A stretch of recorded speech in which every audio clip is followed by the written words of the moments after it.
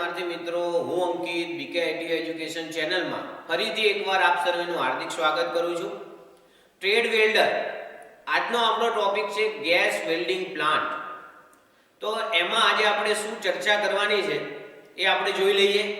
તો જેમાં પ્રથમ નંબર ઉપર આવશે ઓક્સિજન ગેસ સિલિન્ડર, બીજા નંબર ઉપર આવશે એસિટિલિન ગેસ સિલિન્ડર, ત્રીજા નંબર ઉપર આવશે સ્પિન્ડલ કી, ચોથા નંબર ઉપર આવશે હોસ પાઇપ, 5 નંબર ઉપર આવશે બ્લો પાઇપ એટલે કે એની ટોર્ચ, અને છઠ્ઠા નંબર ઉપર આવશે સ્પાર્ક લાઇટર, અને 7મા નંબર ઉપર આવશે ટ્રોલી.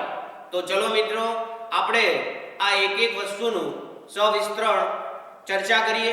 Oxygen gas cylinder. તો ઓક્સિજન ગેસ સિલિન્ડરનો જે બોટલ હોય છે એ સ્ટીલના મટીરિયલમાંથી બનાવવામાં આવે છે, જેમાં કોઈ પણ સાંધો હોતો નથી એટલે કે સળંગ હોય છે. તેને કાળા રંગના રંગથી રંગવામાં આવે છે. આ બોટલના માથા ઉપર એક વાલ્વ ફિટ કરેલો હોય છે.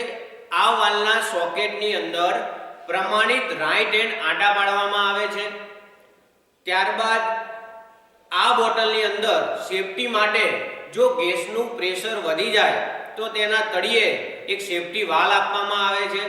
નંબર ઉપર આવશે એસિટિલિન ગેસ સિલિન્ડર. તો આ ગેસના બોટલને મરૂન રંગથી રંગવામાં આવે છે. આની માથા ઉપર જે વાલ્વ ફિટ કરેલો હોય છે એના સોકેટની અંદર લેફ્ટ હેન્ડ આંટા પાડેલા હોય છે. આ ગેસની અંદર જો પ્રેશર વધી જાય તો એ ગેસને દુર્ઘટના નિવારવા માટે નીચે એક સેફટી પ્લગ આપવામાં આવે છે. સ્પિન્ડલ કી. તો મિત્રો, સ્પિન્ડલ કીનો ઉપયોગ બોટલમાંના રહેલા ગેસને બ્લો પાઇપ સુધી પહોંચવા માટે ઓપન કરવા માટે જે વાલ્વ આપેલો છે એ ઓપન કરવા માટે સ્પિન્ડલ કીનો ઉપયોગ થાય છે. Oxygen pressure regulator. Oxygen pressure રેગ્યુલેટરની અંદર જે આંટા આપેલા હોય છે એ રાઈટ હેન્ડ આંટા હોય છે. આ પ્રેશર રેગ્યુલેટરની અંદર 2 ડાયલ આપેલા હોય છે. એક ડાયલ જે બોટલમાં રહેલો ગેસનું પ્રેશર બતાવે છે, અને બીજું જે આપણે વર્કિંગ કન્ડિશન છે, જ્યારે આપણે ગેસ કરીએ છીએ ત્યારે ગેસનું ફ્લો એટલે કે કેટલા પ્રમાણમાં ગેસ આપણે છોડીશું એનું પ્રેશર બતાવે છે. ઉપર આવે છે એસિટિલિન ગેસ પ્રેશર રેગ્યુલેટર.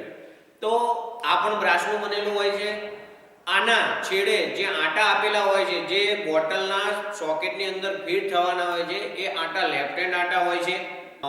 આની અંદર પણ 2 ડાયલ આપેલા હોય છે. એક ડાયલ જે બોટલમાં રહેલા ગેસનું પ્રેશર બતાવે છે, અને બીજું જે આપણે વર્કિંગ પ્રેશર કરી રહ્યા છીએ એ બતાવે છે. આવે છે હોસ પાઇપ.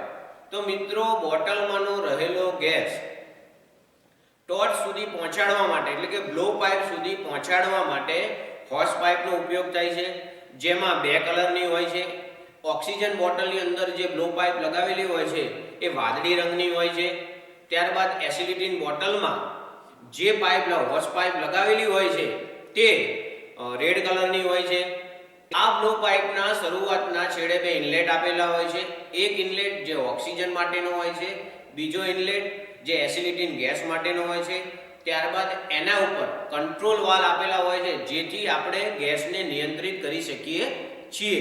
અને આ વાલ્વ ઓક્સિજન હોય તો વાદળી કલર, અને જો એસિડિટીન ગેસ હોય તો એના માટે રેડ કલરનો હોય છે. ત્યારબાદ જેનાથી સહેજ આગળ જઈએ એટલે મિક્સિંગ ચેમ્બર આવે છે. આ મિક્સિંગ ચેમ્બરની અંદર ગેસ મિક્સ થઈને નોઝલની જોડે ટીપ લગાવેલી હોય છે. આ ટીપ દ્વારા ગેસ બહાર નીકળે છે અને તેનું દહન થાય છે. સ્પાર્ક લાઇટરનો ઉપયોગ બ્લો પાઇપમાં રહેલો ગેસ સળગાવવા માટે થાય છે. જેમ કે આપણે આપણા ઘરે રહેલા ગેસને આપણે લાઇટરથી સળગાવીએ છીએ એ જ રીતે આમાં પણ એનો ઉપયોગ ગેસને સળગાવવા માટે થાય છે. ટ્રોલી જે ઓક્સિજન સિલિન્ડર અને એસિડિલિન સિલિન્ડરને ઊભા રાખવા એટલે કે વર્ટિકલ પોઝિશનમાં રાખવા માટે થાય છે. કારણ જ્યારે ગેસ વેલ્ડિંગ કરતા હોઈએ છીએ ત્યારે ગેસની બોટલ હંમેશા વર્ટિકલ પોઝિશનમાં રાખવી જોઈએ. માટે ટ્રોલીમાં આપણે આકૃતિમાં જોઈ શકો છો તે રીતે વર્ટિકલ પોઝિશનમાં રાખી તેને સાંકળથી લોક કરવામાં આવે છે. બીજું કે જ્યારે ગેસ વેલ્ડિંગ એક જગ્યાએથી બીજી જગ્યાએ કરવા જવું હોય ત્યારે તેને લાવવા લઈ જવા માટે પણ આ ટ્રોલીનો ઉપયોગ થાય છે. મિત્રો, આજનો મારો વિડીયો આપને ગમ્યો હશે. આજે આપણે ગેસ વેલ્ડિંગ પ્લાન્ટ વિશે શીખ્યા. એની અંદર આવતી દરેક વસ્તુનો ઉપયોગ પણ શીખ્યા કે એને કઈ રીતે ઉપયોગ કરવો અથવા એને ચલાવી શકીએ છીએ. અમે અમારી ડિસ્ક્રિપ્શન બોક્સમાં આ વિડીયો બાબતે એક ગૂગલ ફોર્મ ક્રિએટ કરેલું છે, જેની અંદર પ્રશ્નો પૂછેલા છે. આપ આ પ્રશ્નોનો જવાબ આપી આપનું જ્ઞાન વધારી શકો છો. તો ખાસ દરેક તાલીમાર્થી મિત્રોને મારી અપીલ છે કે આપ આ ગૂગલ ફોર્મ અમારી ચેનલમાં સબમિટ કરશો.